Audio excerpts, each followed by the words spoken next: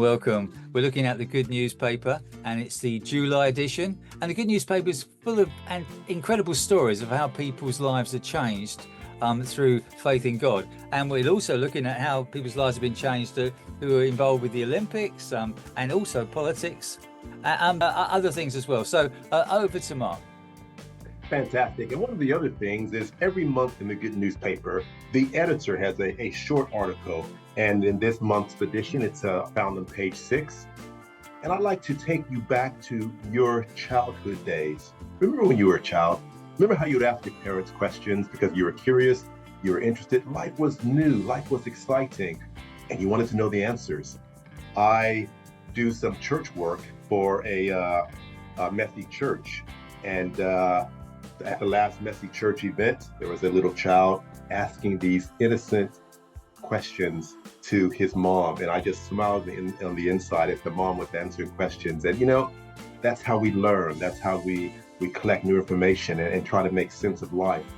Well, in this editorial, a lot of questions are asked. And I think it's good. Questions are good. It can perhaps unlock some unhidden prejudices, maybe uncover some discrimination that we didn't know existed. Maybe it can just open the door to new information.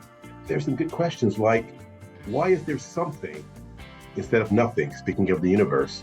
Why are there laws of physics and chemistry if no lawgiver? Such questions can challenge what we already think, what we already believe. And the good thing about these questions is if you read the article and you ask the questions of yourself and take time to look for the answer, see, it's not like you were sitting in a church and someone was feeding you things that you have to believe. But if these answers and the questions that you have to give cause you to change, it's because something has made a different kind of sense on the inside of you. It's a self-discovery process that perhaps some of these questions can unlock. And it can lead you to maybe reconsider God, maybe consider that God does have some of these answers to the big questions that perhaps you overlooked.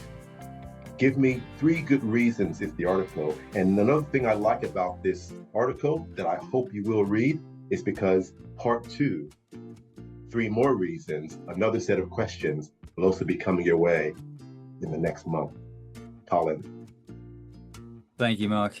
Yeah, I'm looking at the article right in the center of the newspaper, and it's called Living the Dream. It's about a woman called Abigail Edmonds, who achieved her dream of competing in the 2012 Olympics for Team GB, and she fulfilled her dream, but then found there were things in her life that were still missing. So sometimes we can have a dream that we're going for, and we get there and we find that we're not fulfilled. That's the story of many of us, isn't it? Well, Jesus talks about the fact that when you ask him to come into your life, to take place in your life, and you follow him, he says that he will give you life in its fullness. So there's something very special about Jesus. And the other thing that comes out in this article is how Abigail worked so hard to achieve her place in Team GB. And she felt that working hard and succeeding was all about her efforts. And she thought that's what God wanted for her too. And there's nothing wrong with working hard and achieving things. But if you think you've got to do that to get into God's favor or to be friends with God, that's completely opposite of how Jesus tells us God is. He says God loves us for who we are. We're for us as in ourselves, without any works, any effort. We're human beings before human doings. That's the real message that comes across here. So I hope you understand that, and I hope your relationship with God is not based on more your efforts, but it's based on what Jesus has done for you on the cross. Mark, over to you. Fantastic. Good word, Colin.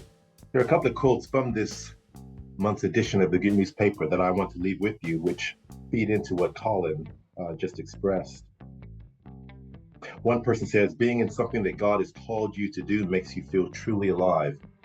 Another says, he has a beautiful plan for my life, no matter what.